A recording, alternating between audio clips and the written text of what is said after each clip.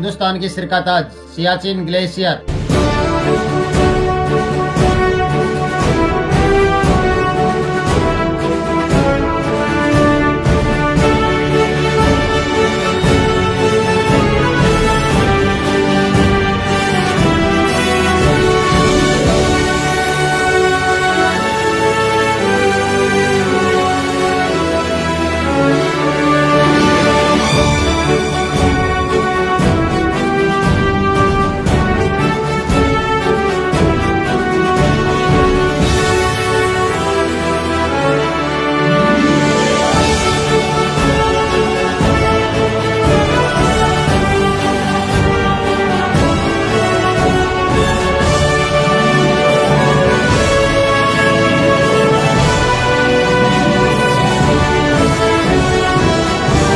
जहाँ पर temperature 50 degree तक पहुँच जाता है, लेकिन ये जगह हमारी इंडियन आर्मी के लिए कांटों से भरी हुई है, जहाँ पर नहाना तो दूर सांस लेना भी मुश्किल हो जाता है। सोल्जर्स के लिए अपने कैंप को गर्म रखना भी खतरे से खाली नहीं होता, क्योंकि इतनी ऊंचाई पर ऑक्सीजन की कमी होने के कारण कैंप में कभी भी विस्फोट हो सकता है। इतने सारे चैलेंजेस होने के बावजूद हमारे सोल्जर्स 30 से 35 किलो वजन हमेशा अपनी कमर पर लेकर चलते हैं, ताकि वो सियाचिन की ऊंचाई पर पहुँच सके। इतनी सारी प्रॉब्लम होने के बावजूद खाने के लिए जो मिलता है वो भी जमा हुआ, जैसे अंडा या फिर जमी हुई प्याज या फिर कुछ और, जिन्हें काटने के बजाय तोड़ना पड़ता है।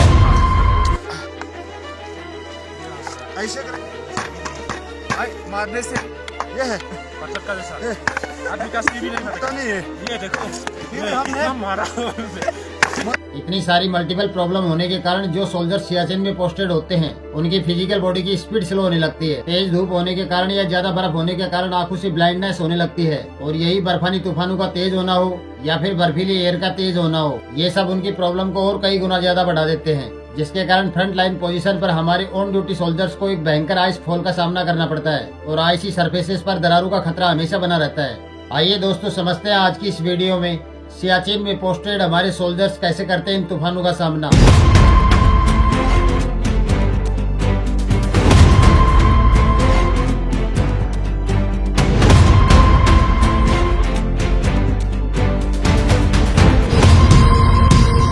नमस्कार दोस्तों, Siachen glacier Bharat China international border पर है, जहां पर इंद्राकोल से इसकी ऊंचाई लगभग 20,000 फीट से ज्यादा है, और वहीं इसकी ऊंचाई खत्म होती है करीब 12,000 फीट के आसपास ग्लेशियर में, जो इसे दुनिया के सबसे ऊंचे युद्ध क्षेत्रों में से एक बनाता है।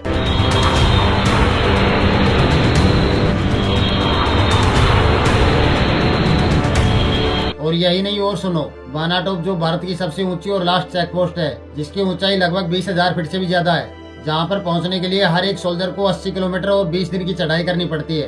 पहलवान पोस्ट जो लगभग 20,000 फीट की ऊंचाई पर है, जिसे कुमार पोस्ट या कुमार बेस भी कहा जाता है, जिसका नाम कर्नल नरेंद्र बुल के नाम पर रखा गया है, जिन्होंने इस डिफिकल्ट एरिया में विजय प्राप्त की थी। साल 1984 से पूरा सियाचिन का एरिया भारत के कंट्रोल में है, और भारतीय सेना यहाँ तैनात रहती है, लेकिन समय समय पर पाकिस्तान भी इस पर अपना दावा करता है, और इसके वेस्ट में लोकेटेड साल्टोरो रीजन के कुछ हिस्सों पर पाकिस्तान अपना कंट्रोल करता है। सियाचिन ग्लेशियर जो मरीन लेवल से लगभग 18,000 फीट ऊंचाई पर है, जहां पर चारों तरफ से बर्फ से घिरा हुआ है, और यही चीज भारत के लिए इसको सबसे बेशकीमती बनाती है। यहाँ पर पोस्टेड सोल्जर्स का जीवन वास्तव में बहुत मुश्किलों से भरा हुआ है, जिसका अंदाजा लगाना भी शायद हमारे लिए बहुत मुश्किल होगा। सियाचिन ग्लेशियर पर रहना न केवल शारीरिक बल्कि मानसिक रूप से भी एक परीक्षा ही होती है। अपने परिवार, रिलेटिव और दोस्तों से दूर ये सोल्जर हर दिन हमारे देश की रक्षा के लिए अपनी जान को जोखिम में डालते हैं। वहाँ पर पोस्टिंग होने वाले हर एक सोल्जर को 5 हफ्तों की स्पेशल ट्रेनिंग दी जाती है, जिसमें माउंटेन क्लाइंबिंग, बर्फीले तूफान का सामना करना और डिफरेंट तरह की लाइफ सेविंग टेक्निक सिखाई जाती है। उनकी पोस्टिंग मात्र 3 महीने के लिए होती है, लेकिन इस दौरान उनको हर एक कदम बहुत सावधानी से रखना पड़ता है। सियाचिन ग्लेशियर में रहना एक वीरता की अनटोल्ड स्टोरी है, जहाँ पर हमारे सोल्जर्स को अपनी जान की परवाह किए बगैर देश की सिक्योरिटी में हमेशा अलर्ट रहना पड़ता है। सियाचिन ग्लेशियर जिसे गुलाब की घाटी होना चाहिए था, लेकिन इस जगह हमारी भारतीय सेना की जिंदगी कांटों से भरी हुई है, और यहाँ हमेशा माइनस टेम्परेचर रहता है,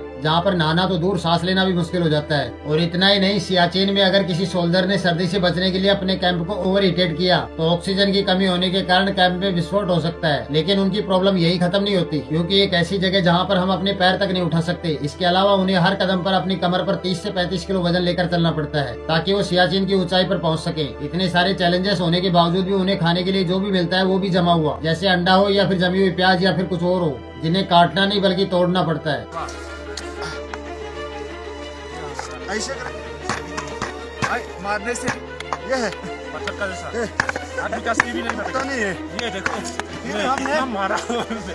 क्योंकि सियाचिन ग्लेशियर में सर्दियों के दौरान लगभग 35 फीट से ज्यादा बर्फबारी होती है और टेम्परेचर लगभग 50 डिग्री पार कर जाता है। सियाचिन का कुल एरिया 700 वर्ग किलोमीटर में फैला हुआ है। इंडियन आर्मी के बारे में जानने से पहले चलिए समझते हैं कि समुद्र से 20,000 फीट की ऊंचाई पर चारों तरफ बर्फ से घिरी हुई सियाचिन में ऐसा क्या हुआ था जिसकी वजह से इंडियन आर्मी को दिन रात वहीं पर रहना पड़ता है। दरअसल होता क्या है दोस्तों, सियाचिन ग्लेशियर पर सबसे पहले पाकिस्तान की नजर पड़ी थी और उन्होंने ये बहुत ही जल्दी समझ लिया था कि सियाचिन से भारत की हर एक्टिविटी पर नजर रखना आसान। लेकिन आजादी के बाद दोनों देशों ने पीसफुल रिलेशन एग्रीमेंट साइन कर रखे थे, जिसके चलते पाकिस्तान सियाचिन में घुसपैठ नहीं कर सकता था और फिर साल 1970 तक पाकिस्तान चुप रहता है और फिर इसके बाद पाकिस्तान सियाचिन पर कब्जा करने का काम प्रोसेस कर देता है और अब धीरे धीरे सियाचिन पर चढ़ना शुरू करता है। लेकिन पाकिस्तान की यह हरकत ज्यादा दिन छुप नहीं पाई और साल 1981 को इसकी खबर भारतीय सेना के कर्नल हरिंदर कुमार को लग जाती है। इसके बाद उन्होंने तुरंत हरकत में आते हुए इंडियन आर्मी के कर्नल कुमार को आदेश दिया कि वो सियाचिन का पूरा नक्शा बनाए ताकि उस इलाके पर कब्जा लेना आसान हो। लेकिन जब तक पाकिस्तान को भारत की इस एक्टिविटी के बारे में जानकारी मिलती है तब तक बहुत देर हो चुकी थी। उसके बाद भारत ने तुरंत सियाचिन पर कब्जा करने के लिए अपना एक मिशन तैयार करते हैं। सियाचिन ग्लेशियर का एरिया जहाँ पर सोल्जर्स को कई मुसीबतों का सामना करना पड़ता है।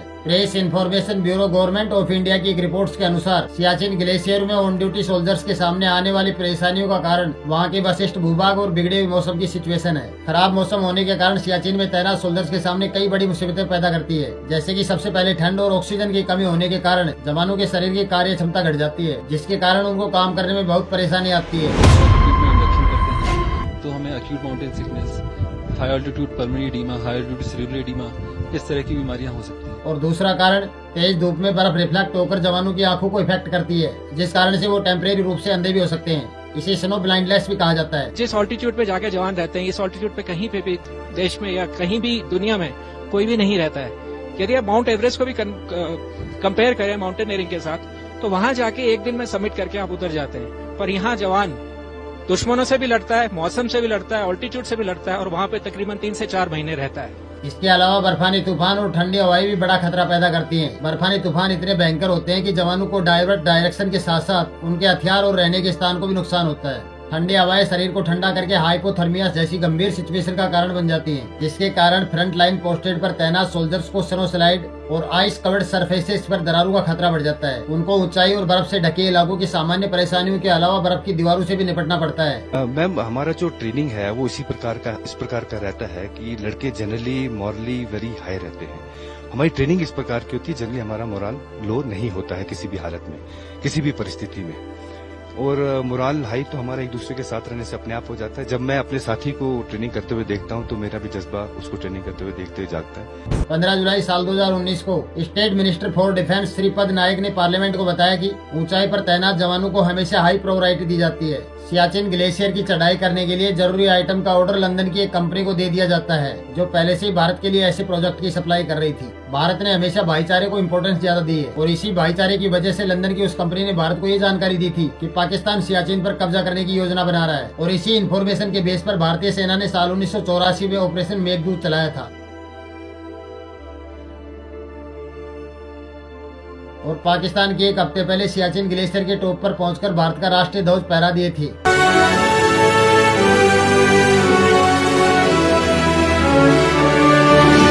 और सोल्जर्स अपना मोर्चा संभाल लेते हैं। लेकिन जब तक पाकिस्तान की सेना सियाचिन पहुंचती है तो उन्होंने देखा कि भारत न केवल सियाचिन पर कब्जा कर लेता है बल्कि उसके बेस में स्थित सर्च और रेंज को अपने कंट्रोल में कर लेते हैं। प्रेजेंट में वहां पर 100 से ज्यादा भारतीय चेक पोस्ट है। हालांकि इस जीत के बाद भी पाकिस्तान सियाचिन पर अपना दावा करता है और साल 1994 से साल 1999 तक दोनों देशों के बीच काफी किलिंग होती है। लेकिन दोस्तों, इसका एक दूसरा सच भी है। सियाचिन में गोलियों से ज्यादा मौत वहाँ के खराब मौसम के कारण हुई है। Minister of defence Manohar Parrikar ने पार्लियामेंट को बताया कि साल 2013 में 10, साल 2014 में 8 और साल 2015 में 9 सोल्जर शहीद हुए हैं। भारत सरकार ने बताया कि साल 2013 से अब तक सियाचिन ग्लेशियर में 41 सोल्जर्स की जान जा चुकी है। Minister of defence Manohar Parrikar ने बताया कि मार्च तक 14 सोल्जर शहीद हो चुके हैं। उन्होंने बताया कि ऊंचे इलाकों में तैनात सोल्जर्स को पहाड़ों, बेसिक और एडवांस लेवल की तैयारियां करवाई जाती है। हमारे union minister of defence Rao Inderjit ने साल 2015 में लोकसभा को बताया कि ऑपरेशन मेघदूत के बाद सियाचिन में खराब मौसम के चलते हमारे 869 सोल्जर्स शहीद हुए हैं। ग्लेशियर का इलाका है वो तो 15,000 और 22,000 तक है। कुछ 2-4 पोस्ट हैं जो 21-22 हजार पे हैं। तो इधर जाने के लिए कितना अपनी बॉडी को सहन करना पड़ता है, टेम्परेचर जो है -50 डिग्री पर आ जाते हैं, जिससे कहते हैं कोल्ड इंजरीज भी हो जाती हैं। अगर आपने दस्ताने नहीं पहने हैं और आप किसी मेटल की चीज को हाथ लगा देते हैं तो कोल्ड इंजरी हो जाती है, हाथ चिपक जाते हैं उसके साथ। हर रोज का खर्चा एक ब्रिगेड का वहाँ पे 2 से 5 करोड़ रुपए का है। सालाना 1200 से लेकर 1500 करोड़ का खर्चा इन ट्रूप्स को मेंटेन करने का होता है। मैं ये तो सिर्फ पैसे की बात कर रहा हूँ, कितने ही जवान वहाँ पे शहीद हो जाते हैं। जवानों की हुई मौत से आप इस बात का अंदाजा लगा सकते हो कि सियाचिन ग्लेशियर का टेम्परेचर सांसों को भी जमा सकता है। वहाँ के हालात कुछ ऐसे हैं कि चाय, अनाज, प्याज या फिर इंसान की सांसें सब कुछ जम जाता है और इसी वजह से हमारे जवानों को ताजा खाना बहुत ही कम नसीब होता है। फिर भी पेट है तो भरना भी जरूरी है, वो भी ऐसे मुश्किल हालात में, ताकि खाने से शरीर को अंदरूनी गर्माहट मिल सके। इसलिए भारतीय सेना को पर डे चॉकलेट, गुड़ और ज्यादा एनर्जी वाली आइटम ही दी जाती है खाने में। यहाँ पर सवाल अगर खाने का हो तो चाइना की खराब हालात में भारतीय सेना को ज्यादातर बंद पैकेट खाना दिया जाता है, जिसे बस गर्म पानी में डालकर पकाया जा सकता है, क्योंकि ऐसी चीजें माइनस टेम्परेचर में आसानी से पकाई और खाई जा सकती है। सियाचिन में पोस्टेड सोल्जर्स को और भी कई समस्याओं का सामना करना पड़ता है, जिस कारण से जवानों की शरीर की कार्य क्षमता कम हो जाती है। इन समस्याओं में तेज धूप की वजह से या फिर बर्फ की वजह से अंधापन होना हो, जो सोल्जर्स की आंखों को सबसे ज्यादा प्रॉब्लम करती है। बर्फानी तूफान और ठंडी हवाएं उनकी परेशानियों को और भी ज्यादा बढ़ा देती हैं, जिस कारण से उनका जीवन और भी ज्यादा कठिन हो जाता है। फॉरवर्ड पोजीशंस पर तैनात सोल्जर्स को एक बहुत बड़े स्नोफॉल्स का सामना भी करना पड़ता है, जो उनके जीवन के लिए एक बहुत बड़ा खतरा पैदा करती है। इसके साथ ही बर्फ की सतहों पर दरारों का खतरा हमेशा बना रहता है, जिस वजह से सोल्जर्स को हर वक्त अलर्ट पर रहना पड़ता है। इन सभी परेशानियों के बावजूद हमारे सोल्जर्स अपने कर्तव्य के प्रति हमेशा समर्पित रहते हैं। अब यहाँ पर आपका एक सवाल हो सकता है कि इन सब के लिए पानी की जरूरत भी होगी, तो जवाब है हाँ, बिल्कुल होती है। इसलिए हमारे सोल्जर्स बर्फ को पिघलाकर उसी का यूज करते हैं, फिर चाहे पानी पीना हो या कुछ पकाना हो। लेकिन अगर इसे वैज्ञानिक दृष्टिकोण से देखा जाए तो इंसान जितनी ज्यादा ऊंचाई पर रहता है, उसे अपने शरीर का एनर्जी लेवल मेंटेन करने के लिए उतनी ज्यादा कैलोरीज की जरूरत होती है। लेकिन बदकिस्मती से हमारे जवानों के लिए ऐसा करना हमेशा संभव नहीं होता। कई बार तो बेस कैंप से पकाया हुआ खाना बीच रास्ते में ही जम जाता है और जवानों तक पहुँचते पहुँचते उसका टेस्ट बिल्कुल खत्म हो जाता है। अब ये सवाल इंडियन आर्मी की ट्रेनिंग और उनकी लाइफ स्टाइल का है। अब तक आपको समझ में आ गया होगा कि सियाचिन ग्लेशियर में रहना कोई नॉर्मल बात नहीं है। यहाँ पर काम करने के लिए आपको फिजिकल फिटनेस और सेंटिमेंट दोनों में फिट रहना जरूरी है। इसलिए यहाँ पोस्टिंग होने से पहले सभी जवानों को लगभग 5 हफ्तों तक एक एडवांस लेवल की स्पेशल ट्रेनिंग करवाई जाती है। जो भी सैनिक सियाचिन ग्लेशियर में डिप्लॉयमेंट के लिए जाता है, उसका एक्लिमेटाइजेशन और ट्रेनिंग यहाँ पर किया जाता है।